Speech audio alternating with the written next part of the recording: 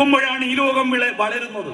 അധ്വാനിച്ച് ജീവിക്കുന്നവനാണ് മനുഷ്യൻ. പക്ഷിമൃഗാദികൾ, ആകാശത്തിലെ പറവകൾ വിതയ്ക്കുന്നില്ല, കൊയ്യുന്നില്ല, അളന്നളന്ന് കൂട്ടുന്നില്ല. നമ്മൾ മനുഷ്യരായത് നമുക്ക് വേണ്ടത് നമ്മൾ ഉണ്ടാക്കി ഉണ്ണുമ്പോഴാണ്. നമ്മുടെ പുതിയ ന്യൂ ജനറേഷൻ കമ്പ്യൂട്ടർ വിദഗ്ധന്മാരായ കുട്ടികളോട് ഞാൻ ചോദിക്കുക, നിങ്ങൾ കമ്പ്യൂട്ടറിന്റെ മുന്നിൽ പോയിരുന്നിട്ട് www.com MD നടിച്ച മസാല ദോശ ഡൗൺലോഡ് ആവുക, NR നടിച്ച നെയ്റോസ്റ്റ് കിട്ടുക? നിങ്ങൾക്ക് ഭക്ഷണം കഴിക്കണമെങ്കിൽ ഈ മനുഷ്യന്മാരാരെങ്കിലും മണ്ണ് കുമ്പിടണ്ടേ? പണിയെടുക്കണ്ടേ? ഞാനിപ്പോ നിങ്ങളോട് പ്രസംഗിക്കുന്ന എന്റെ തൊണ്ടയിൽ ഒച്ച എത്രയാള് പണിയെടുത്തിട്ട? കഴിഞ്ഞ വർഷം ആന്ധ്രയിൽ ഉദിച്ച സൂര്യന്റെ പ്രകാശോർജമാണിപ്പോ എന്റെ തൊണ്ടയിൽ കേൾക്കുന്ന ശബ്ദം.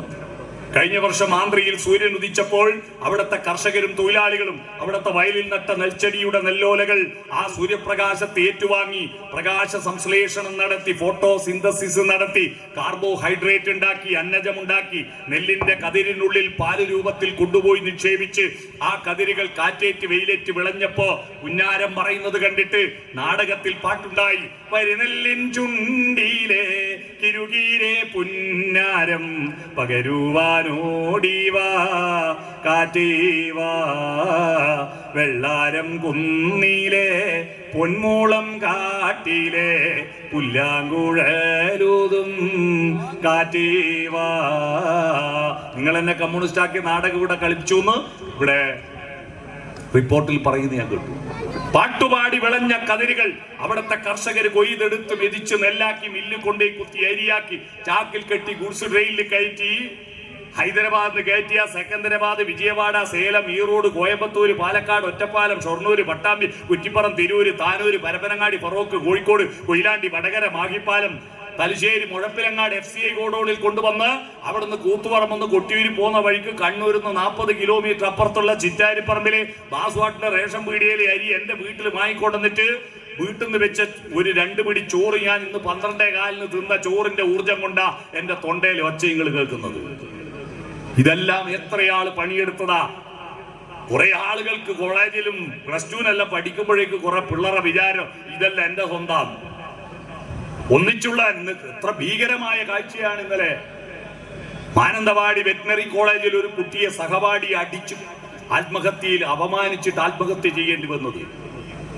എന്തിനാ ഈ കുട്ടികളെ A+ നേടുന്നത്? സ്കൂള് കൂട്ടാൻ നോക്കുമ്പോൾ +2ന്റെ കുട്ടികൾ തമ്മിൽ +1കാരും +2കാരും കൂട്ടയടി. എടാ, അടിക്കാനാണ് കടുവയായിട്ടോ പട്ടിയായിട്ടോ ജനിച്ചാ പോരെ? അക്ഷരം പഠിക്കുന്ന സംസ്കാരമുള്ള മനുഷ്യനാവുക. എന്നിട്ട് സ്കൂളിൽ നിന്ന് പിരിയുന്ന ദിവസം, സെന്റ് ഓഫ് ആയ ദിവസം +2കാർ SLCക്കാരെ അടിക്കുക, +1കാർ +2കാരെ അടിക്കുക, തമ്മിൽ കൊമേഴ്സുകാര് ഹ്യൂമാനിറ്റീസുകാരെ അടിക്കുക, എന്നിട്ട് അടിക്കുക. എന്തിനായാലും എല്ലാം A+ ആകുമല്ലോ. നമ്മളെല്ലാം കാലത്ത് എത്രയാ മാർക്ക്? നമ്മളെ 10 ബുദ്ധിയില്ലേ കുഞ്ഞുമക്കൾക്ക്? എന്തൊരു ബുദ്ധിയാ! എത്രയാ പഠിക്കുന്നത്? പക്ഷെ ആ പഠിച്ചതെല്ലാം എവിടെ പോകുന്നു? സംസ്കാരമായി മാറുന്നില്ലെങ്കിൽ ഈ പഠിച്ചത് വെറുതെയല്ലേ. അതുകൊണ്ട് മണ്ണിനോട്, അധ്വാനത്തോട് ബന്ധമില്ലാത്ത തലമുറ വളർന്നു വരിക. പണ്ടല്ല നമ്മൾ ഇന്ന് തിന്നത്. പണ്ടത്തെ തലമുറ ഇവിടെ ഇരിക്കുന്നുണ്ടല്ലോ കുറെ ആള്, അവരാപത്തു കാലത്ത് തൈവത്ത് വെച്ചുകൊണ്ടാ നമ്മൾ ഇന്ന് സമ്പത്ത് കാലത്ത് കാവത്ത് തിന്നുന്നത്. എന്നാൽ ഇന്ന് സമ്പത്ത് കാലത്തിൽ ഒരുത്തനും തൈവത്ത് വെച്ചില്ലെങ്കിൽ വരും തലമുറ, ഈ കുഞ്ഞുമക്കളുടെ മക്കളല്ല, ആപത്ത് കാലത്ത് പട്ടിണി കിടന്ന് മരിക്കും. നോക്കിക്കോ, പട്ടിണി കിടന്ന് മരിക്കും. കൃഷിയില്ലാതെ മനുഷ്യന് ജീവിക്കാൻ പറ്റില്ല. അധ്വാനം വേണം, പണിയെടുക്കണം. അപ്പൊ ചിന്ത, ആശയവിനിമയം, അധ്വാനം. 2 അടുത്ത സംസ്കാരം. എന്താ? ശബ്ദത്തെ സംസ്കരിക്കുന്നതാണ് വർത്തമാനം. അട്ടഹാസമല്ല. നമ്മുടെ കുട്ടികള് ശബ്ദത്തെ സംസ്കരിക്കാൻ അറിയാത്ത രക്ഷിതാക്കളാ കുട്ടികളെ വഷളാക്കുന്നത്. രാവിലെ തന്നെ അവരൊച്ചയെടുക്കും, അതറിയില്ല. മൂരീനെ തെളിക്കും പോലെയാ. അടുപ്പത്തൊന്നും ആയിട്ടില്ല, സ്കൂൾ ബസ് വരേണ്ട സമയമായി, ചെക്കനാണ് കിടന്നിട്ട് എണീറ്റിട്ടില്ല, മൂരീനെ തെളിക്കും പോലെ ഒച്ചയാണ്. രാവിലെ തന്നെ ഇവൻ രാക്ഷസീയതയെ ഉണർത്തുന്നത്. നല്ല ശബ്ദത്തിൽ മോളെ എന്നൊന്ന് തൊട്ട് വിളിച്ചൂടെ? ഇല്ല. കുട്ടികളെ മുഴുവൻ ഇങ്ങനെ നെഗറ്റീവാ. ഇപ്പൊ ഇതാ മിക്ക വീട്ടിലും ബോംബിടലാ രക്ഷിതാക്കളെ പണി. അവരാ രാവിലെ എണീറ്റ് പരീക്ഷയല്ലേ, ഒറ്റ ബോംബ്. പരീക്ഷയല്ലേ എന്ന് പറഞ്ഞാൽ ഇവൻ കുട്ടിക്ക് സന്തോഷ, രാവിലെ ഉറക്കളിയുമ്പോൾ തന്നെ ടെൻഷനാണ്. എന്തിനാ നിങ്ങൾ ഈ പരീക്ഷ പരീക്ഷ പരീക്ഷ എന്ന് പറഞ്ഞുകൊടുക്കുന്നത്? കുട്ടികൾ പഠിക്കാൻ അവർക്കറിയാം, അവരെ വഴിക്ക് വിട്ടേക്ക്, അവരവരുടെ മോഡലിൽ പഠിക്കും. നിങ്ങളെ കുത്തൽ കൊണ്ട് കുട്ടിക്ക് തോന്നും പഠിക്കൂല. പഠിക്കടാ എന്ന് പറയുമ്പോൾ കുട്ടീന്റെ മനസ്സിൽ പഠിക്കൂലടാന്ന. പക്ഷെ പറയാത്ത എന്താണെന്നറിയോ? തിന്നാൻ വേറെ ചോറ് കിട്ടാൻ സംവിധാനം ഇല്ലാത്തതുകൊണ്ട് അവർ പറയാത്തത്. മനസ്സിലായോ? നെഗറ്റീവായിട്ട് പറയല്ല. അപ്പോ ശബ്ദം ക്രമീകരിക്കുന്നതാണ് സംഗീതം, ശരീരത്തെ ക്രമീകരിക്കുന്നതാണ് വസ്ത്രം, ബന്ധങ്ങളെ ക്രമീകരിക്കുന്നതാണ് സ്നേഹം. അതാണ് സംസ്കാരം. വേണ്ടത് എടുക്കുക, വേണ്ടാത്ത ഒഴിവാക്കുക, അതാ സംസ്കാരം. കരിമ്പ് സംസ്കാരം കണ്ടിട്ടില്ലേ? റോഡ് സൈഡിൽ കരിമ്പിന്റെ ചണ്ടി ഒഴിവാക്കുക, നീര് മാത്രം എടുക്കുക, അതാ കരിമ്പ് സംസ്കാരം. ശവസംസ്കാരം എന്താ? മരിച്ചു കഴിഞ്ഞാൽ അയാളെ ബോഡി വേണ്ട, ഒഴിവാക്കുക. പക്ഷെ അയാളെ ബാങ്ക് ഡിപ്പോസിറ്റിന്റെ സർട്ടിഫിക്കറ്റ് എല്ലാം കൊണ്ട് കുയിലിടുവോ? വേണ്ടെങ്കിൽ എടുക്കൂ, ഒസ്യത്തെടുക്കൂ, രേഖയെടുക്കൂ, അദ്ദേഹം പറഞ്ഞ നല്ല വാക്കുകൾ, അദ്ദേഹത്തിന്റെ നല്ല ഓർമ്മകൾ, സോഫ്റ്റ്വെയർ എടുക്കും, ഹാർഡ്വെയർ ഒഴിവാക്കൂ. അതാണ് ശവസംസ്കാരം. പിടികിട്ടിയോ? സംസ്കാരം. നാലാമത്തത് സംസ്കാരം. അഞ്ചാമത്തത് പങ്കുവെക്കൽ. പങ്കുവെക്കൽ. സഹ അവവധു. ഭാരതത്തിൽ ദൈവവും മതവും ഹിന്ദു മതത്തിൽ ഉണ്ടാകുന്നതിന് മുമ്പ് ഒരു മന്ത്രമുണ്ട്. ഓം സഹനാവവധു സഹനോ ഭുനക്തു സഹവീര്യം കരവാവഹി തേജസ്വിനാവധീതമസ്തു മാ വിദ്യുഷാവഹി. ഈ മന്ത്രം എന്താന്ന് ആർക്കും അറിയില്ല. ഓം എന്ന് പറഞ്ഞാൽ എന്താ? ഞാൻ കഴിഞ്ഞ ദിവസം തിരുവനന്തപുരം ചിന്മയ കോളേജിൽ ഒരു വേദാന്ത കൺവെൻഷൻ. ഇപ്പൊ അടുത്ത സ്വാമി എന്നെ വിളിച്ചിട്ട് ചോദിച്ചു, ഭഗവത്ഗീതയും ഉപനിഷത്തുകളും എന്നൊരു പ്രബന്ധമുണ്ട്, നിങ്ങൾക്ക് അവതരിപ്പിക്കാൻ പറ്റുമോ? ഞാൻ പറഞ്ഞു റെഡി. ഞാൻ പോയിട്ട് ഓംകാരത്തിന്റെ അർത്ഥം എന്താന്ന് ചോദിച്ചു. ആരും ഒന്നും പറയുന്നില്ല. അപ്പൊ ഒരു ചെക്കൻ എണീറ്റ് എന്നിട്ട് പറഞ്ഞു, ഓംകാരം എന്ന് പറഞ്ഞാൽ ദൈവത്തെ ഡൗൺലോഡ് ആക്കുന്ന പാസ്വേഡാണ്. ഓം നമശിവായ എന്ന് പറഞ്ഞാൽ ശിവൻ ഡൗൺലോഡായി. ഓം നാരായണായ എന്ന് പറഞ്ഞാൽ വിഷ്ണു ഡൗൺലോഡായി. ഓംകാരം എന്നതിന്റെ അർത്ഥം ഒരു മതവുമായിട്ട് ബന്ധമില്ലാത്ത പ്രകൃതിയുടെ 3 നിയമങ്ങളാണെന്ന് അറിയണം.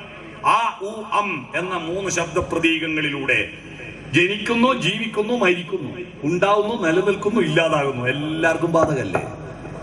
അത് കൂട്ടി വായിക്കുമ്പോ ആ ഉ അം ഓം. പ്രകൃതിയുടെ 3 നിയമത്തിന് വിധേയമായി സഹ അവവധു. അതാ ഇവിടെ നടക്കുന്നത്. ഇത്രയും ആളുകൾ ഒത്തിച്ചിരിക്കുന്ന എന്താ? ഇങ്ങനെ ഇരിക്കുന്നത് ബിരിയാണി കിട്ടുമെന്ന് വിചാരിച്ചിട്ടല്ലല്ലോ, ഒരുമിച്ചിരുന്ന് ചിന്തിക്കാനാണ്. അപ്പോഴാ മനുഷ്യരാവുന്നത്. ഒരുമിച്ചിരുന്ന് ചിന്തിക്കാൻ തയ്യാറാവുമ്പോൾ നമ്മൾ സഹ അവവധു. നിങ്ങളുടെ കുടുംബത്തിൽ അതുണ്ടോ? ഒരുമിച്ചിരുന്ന് ചിന്തിക്കാറുണ്ടോ? വീടുകളിൽ ജനാധിപത്യമില്ല. ഇപ്പോ എല്ലാരും ബെഡ്റൂമിലേക്ക് പോയി. നമ്മുടെ സംസ്കാരം അതാ വരാന്തയിലാണ് വളർന്നത്. വരാന്തകളിൽ ആരും ഇരിക്കുന്നില്ല. നമ്മളെല്ലാം ഞാൻ വണ്ടിയും കൊണ്ട് പോകുന്ന ഇവിടുന്ന് വഴിതെറ്റി പോയാൽ വഴി ചോദിക്കാൻ ഒരൊറ്റ മനുഷ്യനെ റേത്തുണ്ടാവില്ല.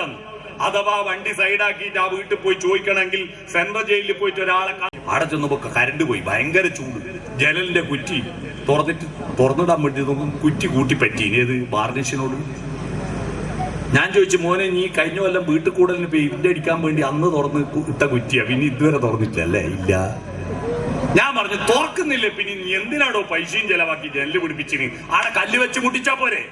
ജനലും വാതിലും ഉണ്ടാക്കിയത് അടച്ചിടാനാണെന്ന മൂഢധാരണയിലാണ് കേരളത്തിലെ മഹാപൊട്ടന്മാരുള്ളത്. ജനലും വാതിലും അടക്കാനാണ്. ജനലും വാതിലും അടക്കാനല്ല, തുറക്കാനാ. തുറന്നിട്ട് ഓക്സിജനെ സ്വീകരിക്കാനാ വീട്ടിന്റെ അകത്തേക്ക്. രാവിലെ എണീറ്റാൽ മുന്നിലത്തെ വാതിൽ തുറന്നിട്ട് ഓക്സിജനെ വീട്ടിലേക്ക് സ്വീകരിക്കുക വേണ്ട, അല്ലാതെ സ്പ്രേ അടിച്ചിട്ട് ഫ്രഷ് അടിക്കുകയല്ല വേണ്ടത്. എന്നിട്ട് വെളിച്ചത്തിലേക്ക് ഇറങ്ങണ്ടേ, വരാന്തയിൽ ഇറങ്ങണ്ടേ, അവിടുത്തെ പൂക്കളെ നോക്കി, പൂമ്പാറ്റകളെ നോക്കി, സൂര്യപ്രകാശത്തെ നോക്കി അല്പനേരം ചെലവഴിക്കണ്ടേ? ഇത് നമ്മുടെ പെണ്ണുങ്ങളെ പണി എന്താ? രാവിലെ എണീറ്റ ഇസ്രായേലിലെ പട്ടാളക്കാരെ പണി. ഇസ്രായേലിലെ പട്ടാളക്കാര് രാവിലെ ഉറക്കം കഴിഞ്ഞാൽ ഗാസയിലേക്ക് 3 മിസൈൽ തീ കൊടുക്കും, എന്നിട്ട് അവര് പല്ല് വെക്കും. നമ്മളെ പെണ്ണുങ്ങൾ രാവിലെ എണീറ്റ് ടിക്ക് ടിക്ക് ടിക്ക് 3 അടുപ്പും കത്തിച്ച്. തിന്നലുണ്ടാക്കലല്ല, മനസ്സ് വളർത്തുക. അതാണ് പങ്കുവെക്ക്. വരാന്തയിൽ ഇരുന്നിട്ട് ചർച്ച നടത്തൂ. അച്ഛനും അമ്മയും മക്കളും എല്ലാം വട്ടത്തിൽ ഇരുന്നിട്ട് ഭക്ഷണം കഴിക്കുമ്പോ ഒന്നും വർത്താനം പറഞ്ഞൂടെ? ഇത് ഇടത്തെ കൈ കൊണ്ട് മൊബൈലും പിടിച്ചിട്ടാ വലത്തെ കൈ കൊണ്ട് തിന്നു, അല്ല ടി വി തുറന്നിട്ടാ തിന്നുക. ടി വി തുറന്ന ഒറ്റൊരു പണിയെ നടക്കൂ. എന്താ അത്? തിന്നല് മാത്രം. എന്നാൽ റേഡിയോ വാങ്ങി നോക്കട്ടെ, 1000 ഉറുപ്പിയുള്ളൂ റേഡിയോന്. അത് വാങ്ങാൻ പൈസയില്ല. എന്ത് പണിയും നടത്താം അത് കേട്ടോണ്ട്. എന്തെല്ലാം നല്ല പരിപാടിയുണ്ട്, പക്ഷെ അത് വാങ്ങൂല. 50,000 ടി വി വാങ്ങും. ടിവിന്റെ മുമ്പിൽ തിന്നലേ നടക്കൂ. കുഞ്ഞുണ്ണി മാഷ് ഒരു കവിതയുണ്ട്, വായിലേക്കുള്ള വഴി കൈക്ക് കാണാ പാഠം, വായിൽ നിന്നുള്ള വഴി നാവിനു തെറ്റുന്നു മിക്കപ്പോഴും. അല്ലേ? വായിലേക്കുള്ള വഴി കൈക്ക് കാണാൻ പാടല്ലേ? രാത്രി ഭക്ഷണം കഴിച്ചു കൊടുക്കുമ്പോൾ പെട്ടെന്ന് കരണ്ട് പോയി, ആരെങ്കിലും വായ കാണാൻ ചോറ് വാരി ചെവി കൊണ്ടാച്ചത് അതങ്ങ് നടക്കൂ. അതിങ്ങനെ ടി വി നോക്കി തിന്നുകൊണ്ട് കയ്യിലിറക്ക് കൂറ വീണാ മുളകാന്ന് വിചാരിച്ച് അതും ചാരിച്ചു കൂട്ടുകയും ചെയ്യും.